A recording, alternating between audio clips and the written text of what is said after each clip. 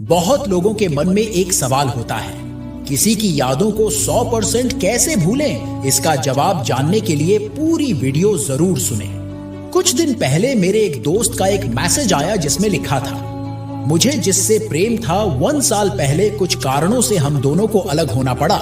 हम अलग तो हो गए, लेकिन मैं उसे भूल नहीं पा रहा हूँ। मैं हर रोज उसकी इंस्टाग्राम आईडी खोलकर उसकी डीपी देख लेता हूँ और मुझे लगता है कि वो अब मुझे भूलकर अपने पार्टनर के साथ बहुत खुश है और मेरे सीने में जलन होने लगती है। मुझे यही बात सता रही है कि आखिर वो इतनी जल्दी मुझे भूलकर किसी और के साथ खुश कैसे रह सकती है? इसका जवाब दीजिए, मैं क्या करूं? दोस्तों, ये सवाल किसी एक व्यक्ति का नहीं है, बल्कि बहुत से लोगों का है। हम किसी के साथ अच्छे से रहते हैं, लेकिन एक समय ऐसा आता है कि लड़ाई, गलतफहमी, शक, चीटिंग, परिवार या अन्य कारणों से वो हमसे अलग होकर आगे बढ़ जाता है। लेकिन हम उसके इंतजार, उसकी याद में ना जाने कितने महीने, साल बिता देते हैं। हमें लगता है कि हम उसके लिए बहुत स्पेशल थे, लेकिन हम उस जगह गलत होते हैं। आप उसके लिए अपना करियर, अपने रिश्ते, अपना कीमती समय सब खोकर उसे ये एहसास करवा देते हो कि मेरे जीवन में तुमसे ज्यादा इंपॉर्टेंट कुछ नहीं है, और 24 घंटे उसके लिए उपस्थित रहने लगते हो।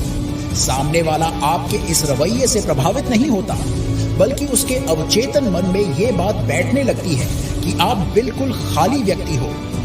अब 24 घंटे किसी के लिए उपस्थित रहोगे तो उसका आपसे मन भरना स्वाभाविक सी बात है। क्या आपको पता है, इस दुनिया में सबसे अधिक इज्जत और प्रेम उस इंसान को मिलता है जिसके पास पावर होती है। पावर का अर्थ पैसे से नहीं, बल्कि एक ऐसी दिनचर्या और जीवन के ऐसे नियम जो हर दिन आपकी पर्सनालिटी में 4 चांद लगाए। अपनी जांच कीजिए, जिन गुणों की वजह से किसी व्यक्ति ने आपको पसंद किया था, अब आप में वो गुण खत्म हो गए होंगे। आप सिर्फ प्यार की रट लगाए एक रिश्ते को बचाने की कोशिश कर रहे थे, लेकिन अंदर से आप भी जानते थे कि अब पहले वाली बात नहीं रही। जहां तुम्हारी ऊर्जा खत्म हुई, जहां तुम्हारी पर्सनैलिटी रोने और गिड़गिड़ाने वाली बनी, उसी दिन से तुम्हारा रिश्ता बिगड़ना तय है। क्योंकि मनोविज्ञान भी कहता है, हमें ऐसे लोग पसंद आते हैं जो खुश रहना और खुश रखना जानते हैं, जो गिड़गिड़ाते नहीं बल्कि पूरे हक और कॉन्फिडेंस से अपनी बात रखते हैं। रिलेशनशिप एडवाइस यही है कि यदि तुम पूरी रिस्पेक्ट के साथ मुझसे कोई रिश्ता रखना चाहो तो रखो, वरना मजबूरी में मेरे साथ रिश्ता बनाने से अच्छा कल जाते इसी पल जाओ। आपके अंदर इतना बोलने की क्षमता तो होनी ही चाहिए, और ये क्षमता सिर्फ योग्य लोगों में ही आ सकती है। किसी को भूलना है तो ये बात समझ लो, आप जिसे पसंद नहीं करते वो चाहे कितनी भी कोशिश कर ले या रो ले, आप उससे बात नहीं करोगे। यही बात आप पर भी लागू होगी। यदि कोई आपसे नहीं बात करना चाहता, आगे बढ़ चुका है, तो आप रो लो, मर जाओ, जिंदगी बर्बाद कर लो। किसी को रत्ती भर भी फर्क नहीं पड़ने वाला।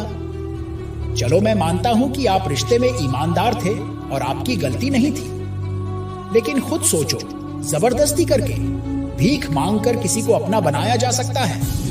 शायद नहीं।